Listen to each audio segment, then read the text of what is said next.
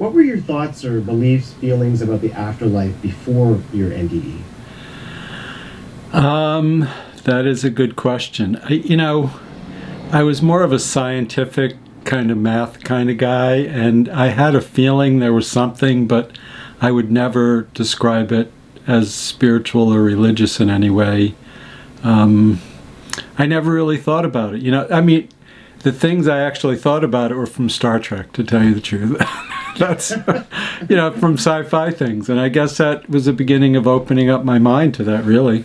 Yeah, Yes. 1976. So what were you up to and how did you die? Well, I had been I spent my childhood in what's called Rybrook, New York now. It was part of Portchester, New York, which is in the U.S., about 20 miles north of New York City. And but I was living out in Colorado, and I had come back east to visit my parents. I drove back with a friend of mine, so we drove back in his car. So I borrowed my mom's car to go to this party. My roommate in Colorado was a friend that I grew up with, so we heard about this party from someone who we went to high school with, so we went to the party. I was definitely drinking and some other things that I don't do anymore, but Like someone in their 20s? yes, in the 70s. But it's kind of a funny, cute story, because I actually was going to leave my car there with the idea that I could go back and talk to the young lady who was having the party. And so I said to her I needed to leave my car there, and I did. And I was having my friend drive me back to my parents' house, and about halfway there I realized my sister needed to use the car the next day, so I had him drive me back, and I got the car. And I do remember going to leave the party, and I was definitely too high to drive. But in those days, people didn't really think about that, and I was young and foolish, let's say. So I remember walking toward the door to leave the party. I don't actually remember even getting into my car. I don't remember driving at all. Then the next thing I remember is I was out of my body, above the smashed car. My physical body was leaning against a tree, like sitting with my legs straight out, and a police officer was crouching over me. I assumed he pulled me out of the car. I never checked on that. So I was in the white light. I didn't have any experience of actually leaving my body. It was just all of a sudden I was in the white light. It was all white light all around me where the car was in my body. It was dark there. Behind me there was like a big circle of a different shade of white. Within that circle there was like a white outline of a being radiating light off of it. I'm a very kinesthetic person even now, very touchy-feely kind of a person, and so the feeling was just, I'm always trying to figure out how to describe it, because it wasn't like this ta-da, super intense thing, but it was just everything was really okay, like walking on the most beautiful summer day where it's almost like the air feels like you're in water, it feels so nice kind of thing. And it just, I saw my body there. It made perfect sense that it didn't bother me. I seemed to have flashes of things that I thought were problems were not problems. Nothing really specific, but just kind of knowing everything in the world was okay. Did you feel disconnected?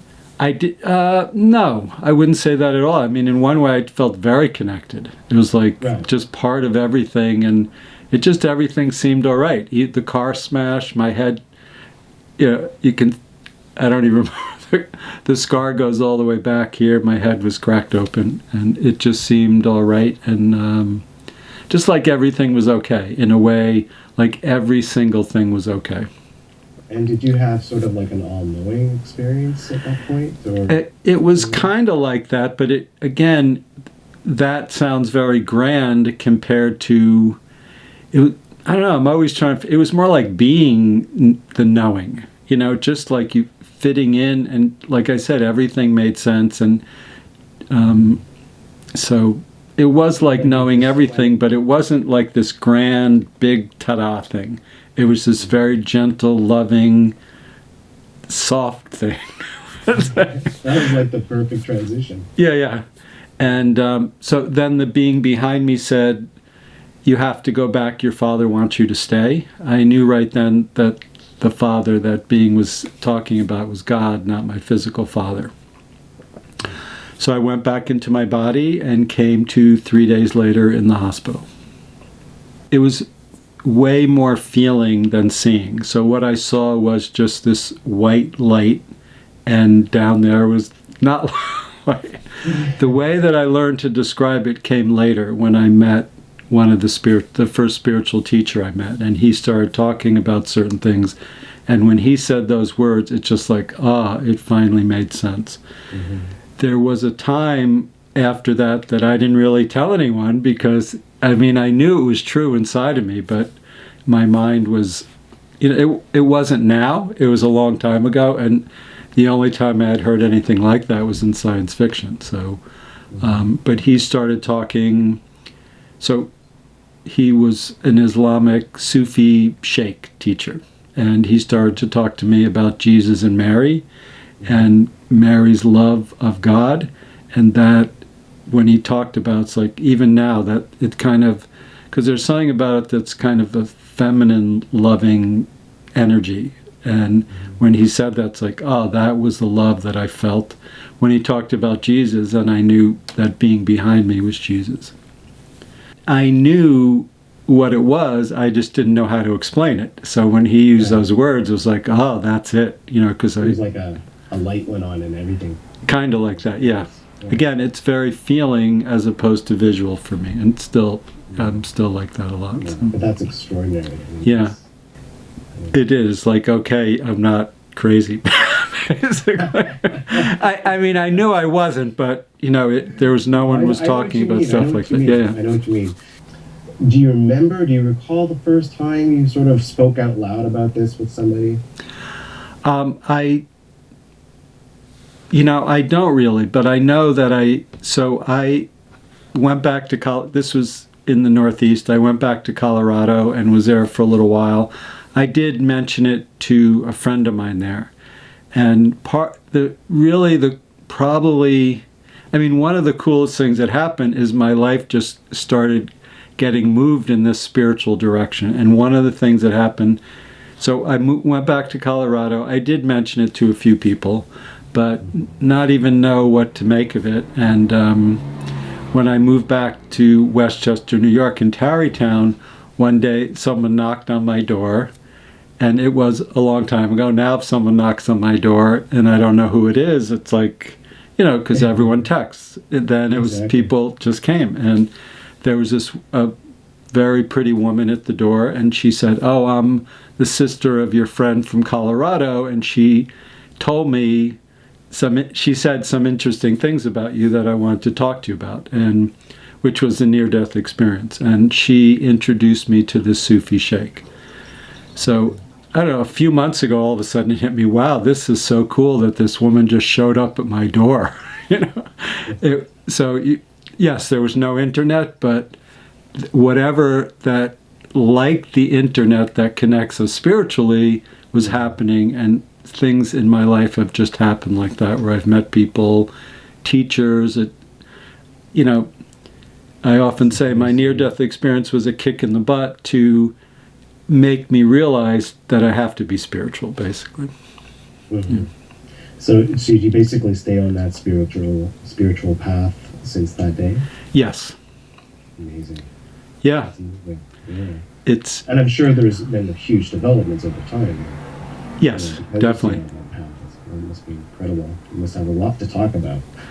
I do. I have amazing stories that even, now I can look at it and see how amazing it is. But, even I'd have these really cool things happen, but even for quite a while it was like almost embarrassing and shy to talk about it now I can say just how amazing it is, and I don't feel like I'm being egotistical or, just something happened a few years ago when it was around Thanksgiving, and I had started posting stuff online, and so I was always looking for stuff to post and Thanksgiving, and I came across this email from a client who had a miscarriage, and she was very sick, and her friend kind of forced her to come see me. She didn't believe in the kind of healing I do, and the doctor said, forget about ever having a kid. We'll be lucky to save you at this point. After 2 sessions from me, she wrote me this email saying, thank you so much. I don't know what you do, but the doctors are saying I'm getting better. They can't even believe it. And I came across this email and I go, wow, that is really cool. Like when I'm doing it, it just almost seems all normal. And then, I don't know, when I read this email that time, I was like, wow, what I do is really cool. And again, in a way where I was almost looking as if someone else does, not feeling egotistical, just, it is amazing. That's all I can say. And it makes me so happy. That's the cool thing. So, Yeah, for sure. And obviously you had an extraordinary out-of-body experience when you had your NDE. Yes. Have you had any since in meditation or astral projection or anything? Yeah, well, yes. So what I try to do is more called soul travel, where there is, leaving the body and going to the soul level as opposed to the astral level, which is sometimes is a little harder because it is almost like there's nothing there. It is just, again, kind of like how my NDE was just this kind of knowing and feeling thing. That's what it's like. And see, I start to say it, I kind of want to close my eyes and just, it's almost like falling into a pool with the perfect temperature water. Well, it started with, so the Sufi sheikh started teaching about that stuff, and there's certain meditations to facilitate that, and a lot of, he would talk a lot about what would happen after we die. And I know the term near-death experience was started around then, but he didn't use that, and he had a near-death experience. A lot of the other people that studied with him too. How did he refer to it? He just referred to it, I don't even remember, but he would talk about like what happens after we die, and it I don't remember phrases. Well, one thing I can tell you is most times I would ask him anything specific like you're asking me, he would say, you don't need to know that. And so fair enough. Yeah, okay. It was very, and even now when people are trying to, I say to people, if you can put your finger on it, it's not it. So it is this amazing thing. But so in the Sufi tradition, they use stories a lot. And these Sufis were Mevlevi dervishes that follow the teachings of Jalaluddin Rumi, who's the poet Rumi that people read those poems, and they're these love poems and self-discovery. But he wrote this thing called the Mathnawi, which was, a very extensive book, a lot of it in stories and poems and things, conveying spiritual teachings. So a lot of what this guy would talk about would be stories, some from his life. There was this funny little character also that this guy Idris Shah wrote some books about called Mullah Nasruddin, and when he was young, he was very intelligent, but he was kind of like a wise ass. And so someone put like a spell on him that he would always be wise, but people would always laugh. So there are these funny little stories that, so within the stories there was a lot of knowledge and stuff, and it is done in a very moving kind of way where it is, we can know it in our heart, but we can't know it in our mind. So when you're asking these specifics, and I go, I don't even remember, but you'd get the feeling. And so in the Islamic tradition, there's the ocean of divine love and benevolence, or the ocean of mercy and compassion. There's a few things, but that he would talk about that, and it's just that love that's all around us all the time. I was born in a Jewish family, so if people asked me, I would say I was Jewish. I went to Hebrew school. There were some things in the Bible that really caught my attention, but as far as the really mystical things, the story of Hanukkah, where the oil in the light lasted for 8 days, even though there was it just something in me like, whoa. But just some mystical experiences. But I wasn't really that interested, really. So I did, but just because I was told that's what you do, Right. Yeah. Were you bar mitzvah? I was, yes. Yeah. And I mostly did it because I got a lot of money. And that was my motivation. So.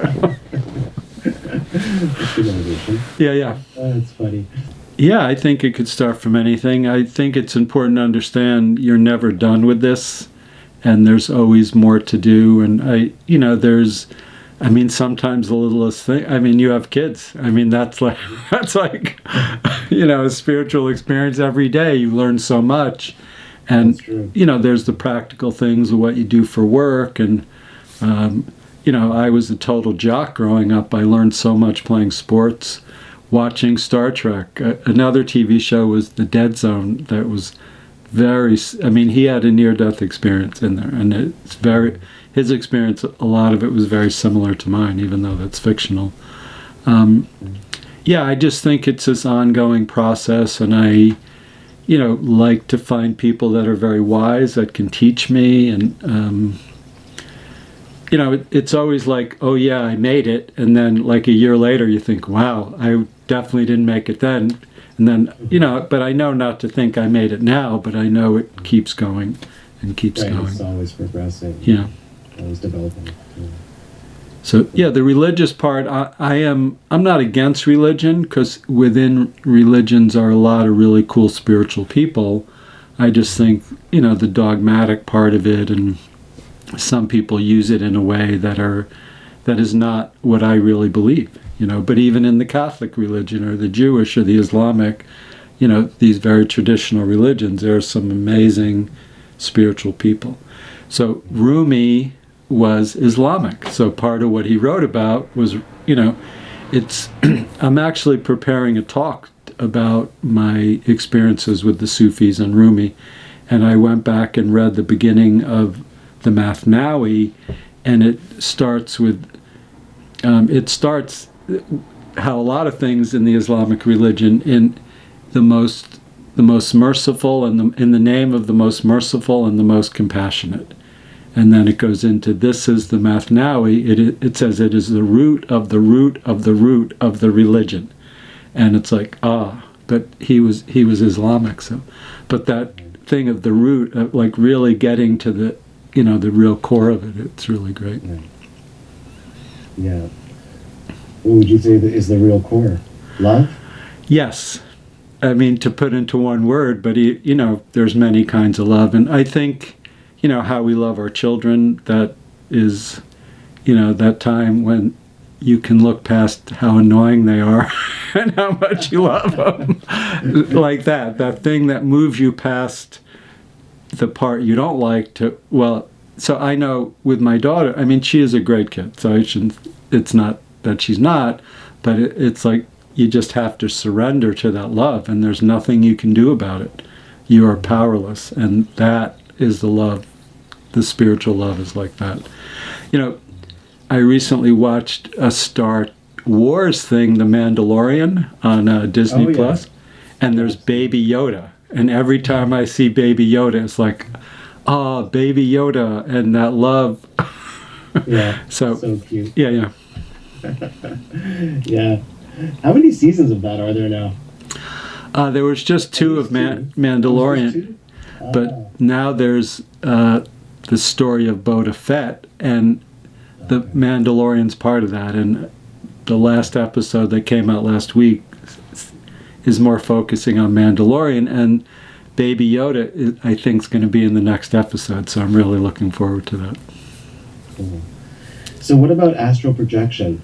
I know you do soul travel, but what do you think of astral projection, and have you ever tried that? I haven't tried that specifically, no. So there's, I work with people all over the world, and it is, when I'm working with them, there is something like we're together.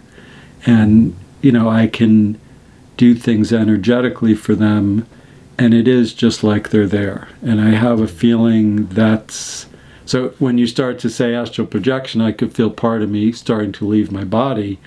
So I have a feeling I am doing that. I don't use those words. So there's the physical level, the astral, causal, mental, etheric, and soul levels. And what I try to do is go up to this highest level. It just, in the astral level, you can do a lot of good stuff there, but there's a lot of kind of yucky stuff there too. Yeah, because I guess it's just accessible to all. Well, it's closer to the physical, and all our incomplete things we think about in our mind end up, it's like, get there. So